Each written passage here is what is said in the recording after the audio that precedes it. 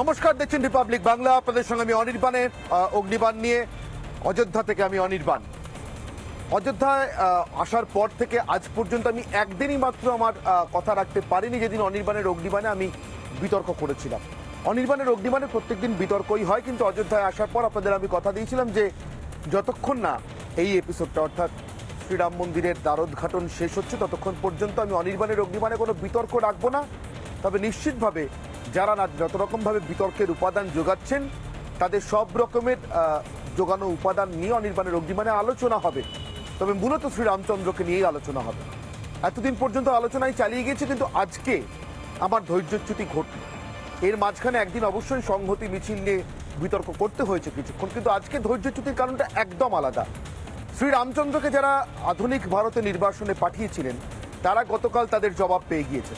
সংহতি মিছিল চূড়ান্ত ফ্লপ করার পরে তৃণমূল কংগ্রেস না হয় এবার নেতাজি শরণাপন্ন, তো একটা মানে বোঝা যায়।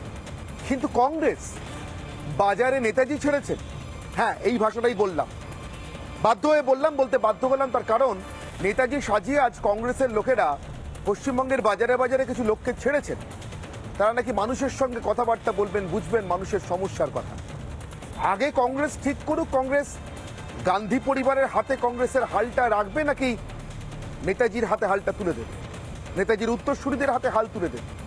যে একটি পরিবারের রাজনৈতিক উচ্চাকাঙ্ক্ষা এবং দেশের প্রধানমন্ত্রী পদপ্রাপ্তির জন্য তাদের সেই উচ্চাকাঙ্ক্ষার সর্বোচ্চ সীমা অতিক্রম করে ষড়যন্ত্রের চূড়ান্ত সীমায় পৌঁছনোয় নেতাজি সুভাষচন্দ্র বসুকে সম্ভবত বিদেশের মাটিতেই প্রাণত্যাগ করতে হয়েছে, অথবা তার আর ঘরে ফিরলেও প্রকাশ্যে আসা হয়নি। তার কারণ তাই হোক, বিমান দুর্ঘটনায় তার যে মৃত্যু হয়নি সেটা গোটা ভারত এখন জানে। গান্ধী পরিবার আর কংগ্রেস যাই মনে করুক, আর তাদের এতদিনকার পোষ্য বুদ্ধিজীবী ইতিহাসবিদ, এমনকি বিদেশ থেকে ছাই আনতে যাওয়া প্রধানমন্ত্রীরা বা বিদেশ মন্ত্রীরাও যাই মনে করুন না, সেখানে কংগ্রেস দেখলাম হঠাৎ নেতাজির প্রেমে উদ্বেল। শ্রীরামচন্দ্র মর্যাদা পুরুষোত্তম রাম যে দেশের আদর্শ, কোনো নির্দিষ্ট একটি ধর্মীয় সম্প্রদায় নয়, এটা বুঝতে কংগ্রেসের আরো কত বছর সময় লাগবে, ইন্ডি জোটের অন্য শরিক তৃণমূল বা বামেদের আরো কত বছর সময় লাগবে আমি জানি না। কিন্তু তারা এটা বুঝে গিয়েছেন যে যে কোনো কারণেই হোক, কোনো একটি নির্দিষ্ট সংখ্যালঘু সম্প্রদায়ের ভোট প্রাপ্তির জন্যই হোক, অথবা তাদের রাজনৈতিক ডিএনএতে ঢুকে থাকা বিদেশিদের পদলেহনকারী মনোবৃত্তির জন্যই হোক, তারা শ্রীরাম মন্দিরে শ্রীরামচন্দ্রের শ্রীরামলালার নিজের জন্মভূমিতে পুণ্যভূমিতে ফিরে ভারতের পুনর্জাগরণ শুরু করার যে অনুষ্ঠান, এবং সেই অনুষ্ঠানকে কেন্দ্র করে সত্যি সত্যি ভারতের জনমানুষের মানস প্রতিমায় শ্রীরামচন্দ্রের যে পুনঃপ্রতিষ্ঠা, তাকে তারা মিস করেছে ইচ্ছাকৃতভাবে। কেউ তাদেরকে মিস করতে পারেনি, কিন্তু তারা করেছেন, বাধ্য হয়ে করেছেন। কোথাও কথা দেওয়া আছে বলে, চুক্তিবদ্ধ বলে, নাকি অন্য কোনো কারণে জানি না, কিন্তু করেছেন। এখন এই ক্ষতি মেটাবেন কি করে? ক্ষতি যে হয়েছে তা অযোধ্যায় মানুষের ঢল, সারা ভারতের মানুষের একত্রিত হওয়া, এবং মন্দির নির্মাণের পর গতকাল প্রধানমন্ত্রী নরেন্দ্র মোদী যেভাবে রাষ্ট্র নির্মাণের ঘোষণা করেছেন, তারপর মানুষের সাড়া দেখে বুঝেছেন এত বছর পিছিয়ে সে রাষ্ট্রের নির্মাণ যার হাতে সব থেকে সুসংগত হতে পারত, যাকে দেশ থেকে তাড়িয়ে ছেড়েছিলেন, কংগ্রেস থেকে তাড়িয়ে ছেড়েছিলেন, আজ তাকে তার পোশাকে কিছু লোক বাজারে ছেড়েছেন। আরে আগে তো ঠিক করুন রাহুল গান্ধী কংগ্রেসের নেতৃত্ব করবেন না নেতাজি সুভাষচন্দ্র বসু।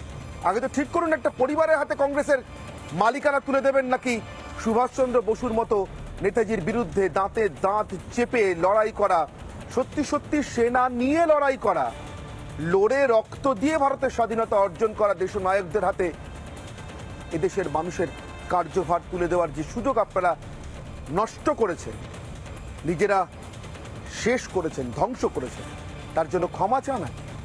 তারপর তো নেতাজির নাম মুখে আন, তা নয় হঠাৎ করে নেতাজি। কেন? রাম ধাক্কা খাওয়ার পর আর কিছু জুটছে না, হাতের সামনে যা পাবেন তাই আঁকড়ে ধরবেন, নেতাজির পায়ে আপনাদের এই অপবিত্র হাত ঠাকাবেন। দেশবাসী মেনে নেবে, মানবে যে না তা আমি নিশ্চিত। কিন্তু আজকের বিশেষ প্রতিবেদনে আগে একবার চোখ রাখবো ইন্ডিজোটের শরিকদের নেতাজির চরণ ছোঁয়ার প্রতিযোগিতা নিয়ে, তারপর আসবো আজকের বিতর্ক, আজকের বিশেষ প্রতিবেদন।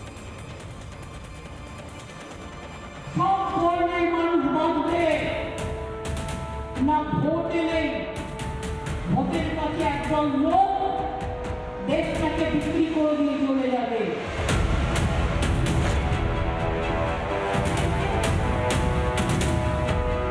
आज हमारे राम आ गए हैं। দেশ জুড়ে যখন রামলালার ঘরে ফেরার উন্মাদনা, উৎসবের আমেজে মেতেছে দেশবাসী, সেদিনই রাজ্যে সংহতি মিছিল তৃণমূলে। মিছিল থেকে ফের একবার রাম মন্দিরকে নিয়ে বিজেপির রাজনীতির অভিযোগে সরব মমতা বন্দ্যোপাধ্যায়। বলছি গৌরী কি রং করতে হবে, কেন লাল নীল হলুদ সবুজ রামধনু কত কালার আছে, আমি কেন গেরুয়া কালার করতে যাব?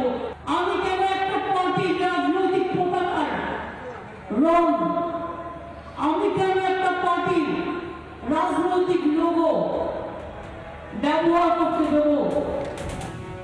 এ তো গেল রাম মন্দিরের গল্প, এবার কি নেতাজিকে নিয়েও শুরু ভণ্ডামি? ভোটের পালে হাওয়া টানতে এবার কি নেতাজি ভজনা শুরু ইন্ডি জোটের? নেতাজি জন্মদিবসে বাংলার শাসক নেতাদের মুখে মুখে শুধুই সুভাষ বন্দনা। নেতাজি যদি বেঁচে থাকতেন তাহলে দেশে ধর্ম অন্ধতা থাকতো না, দেশে বিজেপি থাকতো না। নেতাজি তো আমাদের নায়ক, নেতাজি আমাদের রাষ্ট্রীয় নায়ক, নেতাজিকে নিয়ে আমরা গর্বিত। যারা রামকে মানেন, যারা পুজো করেন, কোনো আপত্তি নেই, কিন্তু নেতাজি ভারতবর্ষের গর্ব। আমাদের স্বাধীনতা সংগ্রামে নেতাজির যে ভূমিকা তা অবিস্মরণীয়। নেতাজি চলে যাওয়া স্বাধীনতার আগে দেশের ক্ষতি করেছে। রামকে নিয়ে রাজনীতি মোদির রাজনীতি। নেতাজি থাকলে ধর্মান্ধতা থাকতো না, নেতাজি থাকলে রাজ্য জুড়ে দুর্নীতির পাহাড় তৈরি হতো, গরিবের মাথার ছাদ থেকে শুরু করে মিড ডে মিলে শিশুদের খাবার চুরি যেত, চাকরির দাবি নিয়ে বছরের পর বছর রাস্তায় থাকতে হতো যোগ্য চাকরি প্রার্থীদের। শুধু ফিরহাদ হাকিম সাহেবকে মনে করিয়ে দিতে চাই যে নেতাজি সুভাষচন্দ্র বোস এক সময় কলকাতা কর্পোরেশনের মহানাগরিক ছিলেন। আজকে ফিরহাদ হাকিম সাহেবও সেই কলকাতা কর্পোরেশনের মহানাগরিক। পার্থক্য হচ্ছে একজন প্রেসিডেন্সি কলেজ থেকে পড়েছিলেন, একজন প্রেসিডেন্সি জেলে ছিলেন। এ রাজ্যে এমনকি দেশেও ইন্ডি জোটের অস্তিত্ব খুঁজে পাওয়া যায়, যে যার মতো একলা চলার ডাক দিচ্ছে। ভোটের লড়াইয়ে টিকে থাকতে কি এবার নেতাজি ইন্ডি জোটের শেষ আশ্রয়? রিপাবলিক বাংলা।